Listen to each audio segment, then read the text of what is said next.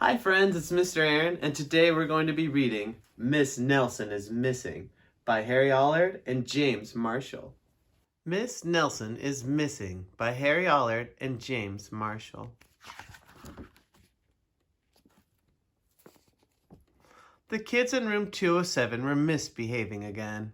Spitballs tucked to the ceiling, paper planes whizzed through the air. They were the worst behaved class in the whole school.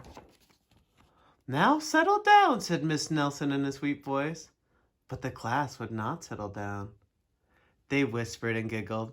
They squirmed and made faces. They were even rude during story hour. And they always refused to do their lessons. "Something will have to be done," said Miss Nelson. The next morning, Miss Nelson did not come to school. "Wow," yelled the kids. "Now we can really act up." They began to make more spitballs and paper planes.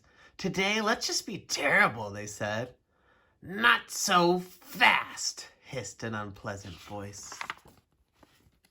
A woman in an ugly black dress stood before them. "I'm your new teacher, Miss Viola Swamp," and she rapped the desk with her ruler.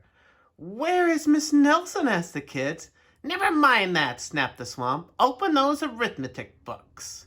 Miss Nelson's kids did as they were told. They could see Miss Swamp was a real witch. She meant business. Right away, she put them to work, and she loaded them down with homework. "We'll have no story hour today," said Miss Swamp. "Keep your mouth shut," said Miss Swamp. "Sit perfectly still," said Miss Swamp. "And if you misbehave, you'll be sorry," said Miss Swamp. Days went by and there was no sign of Miss Nelson. The kids missed Miss Nelson. "Maybe we should try to find her," they said. Some of them went to the police. Detective McSmog was assigned to the case. He listened to their story. He scratched his chin. He said. I think Miss Nelson is missing." Detective McSmog would not be so much help. Other kids went to Miss Nelson's house. The shades were tightly drawn and no one answered the door. In fact, the only person they did see was the wicked Miss Viola Swamp coming up the street. "If she sees us, she'll give us more homework." They got away just in time. "Maybe something terrible happened to Miss Nelson. Maybe she was gobbled up by a shark," said one of the kids. But that didn't seem very unlikely, or very likely. "Maybe Miss Nelson went to Mars," said another kid. But that didn't seem likely either. There's her.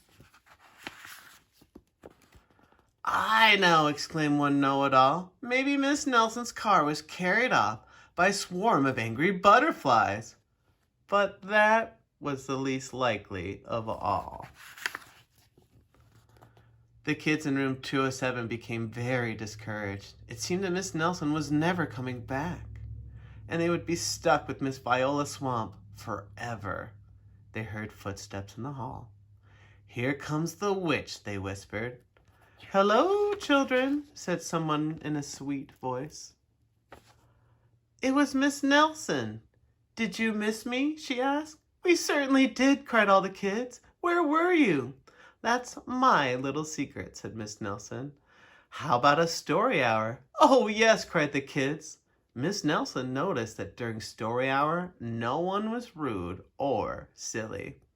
"What brought about this lovely change?" she asked. "That's our little secret," said the kids. Back home, Miss Nelson took off her coat and hung it in the closet, right next to an ugly black dress. When it was time for bed, she sang a little song. "I'll never tell," she said to herself with a little smile. P.S. Detective McSmog is working on a new case. He is now looking for Miss Viola Swamp. Did you think Miss Nelson was Viola Swamp? What'd you think? Anyways, that was Miss Nelson is Missing by Harry Allard and James Marshall. Thank you so much for listening and have a great day.